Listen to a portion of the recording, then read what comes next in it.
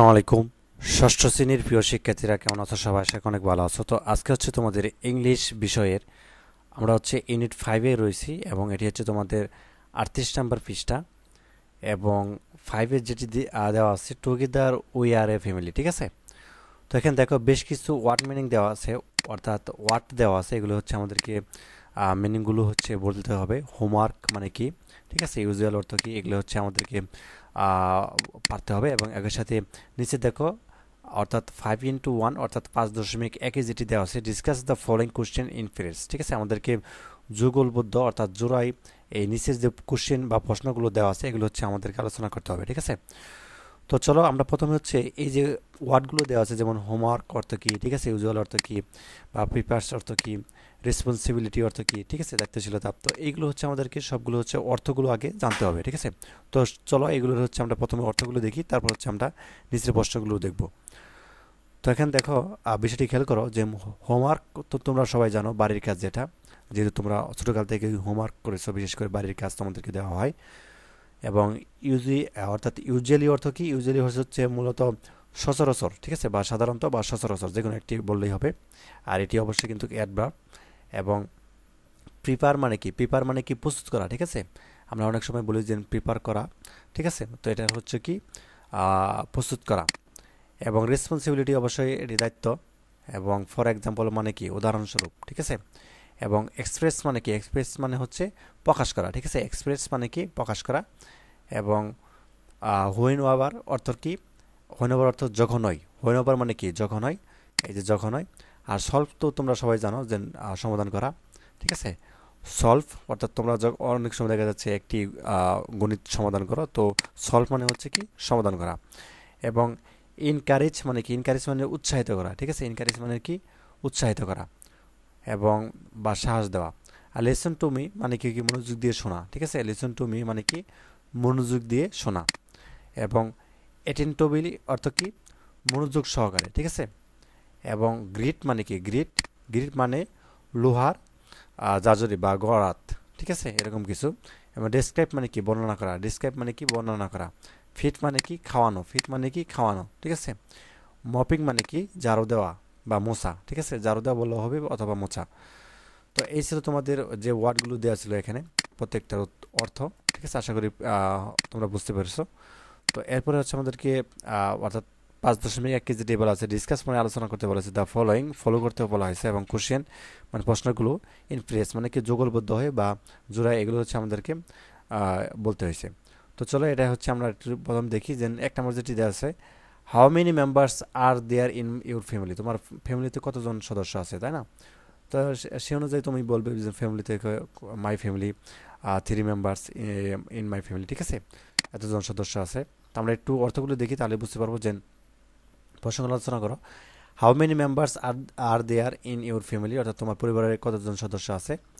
এবং 2 নম্বর যেটি আছে, হুই কুকস ফর ইউর ফ্যামিলি, তোমার পরিবারের জন্য কি রান্না করেন, ঠিক আছে, হয়তোবা তোমার মাদার অথবা কি সিস্টার, ঠিক আছে, যে my mother cooks my family, ঠিক আছে।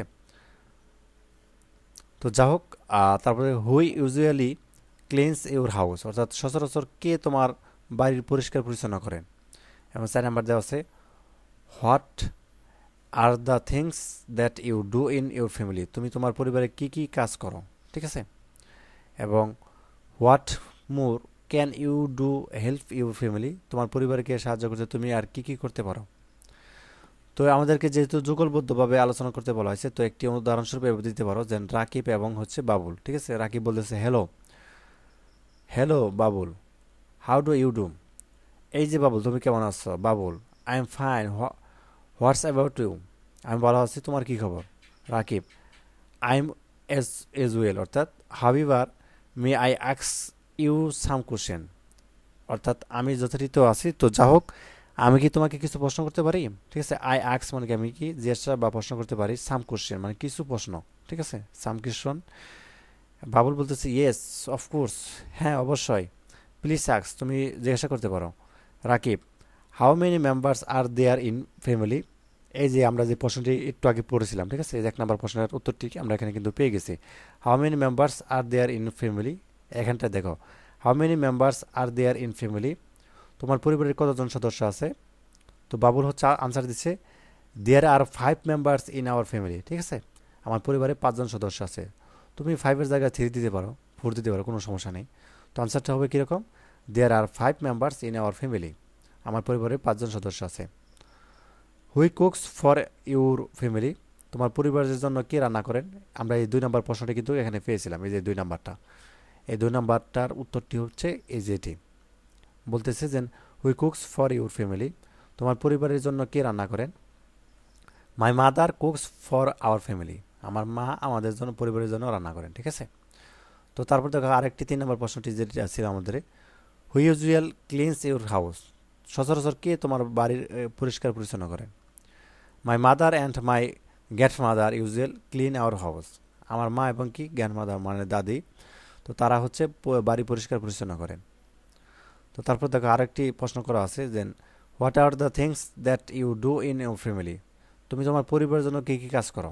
তো আনসারটি তুমি এরকম এরকম দিতে পারো যে I clean my reading room, আমি আমার পড়ার রুমটা পরিষ্কার করি। I wash my own clothes, এবং sometimes I help my mother and grandmother in their household chores, অর্থাৎ আমি আমার পরিবার কক্ষ পরিষ্কার করি এবং আমার পড়ার কক্ষ পরিষ্কার করি, এবং আমার হচ্ছে নিজের জামা কাপড় ধৌত করি, এবং মাঝে মাঝে আমি আমার মা ও দাদিকে তাদের গৃহস্থলী টুকিটাকি কাজে সাহায্য করি, ঠিক আছে।